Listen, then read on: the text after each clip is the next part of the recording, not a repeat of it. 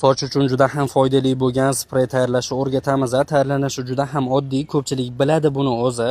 Birinchi bu bizga kerak bo'ladigani bu mana shu qalampir munchoq.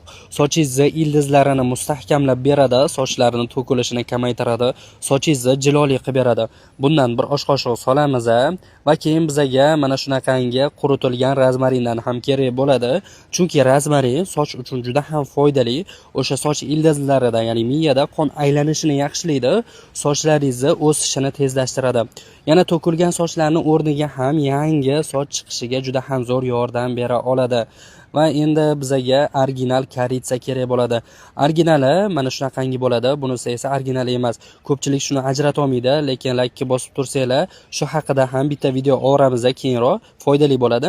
Bundan bizga yarimta palishka kerak bo'ladi. Yarimtasini sindirib olamiz. Sindirish qiyin emas.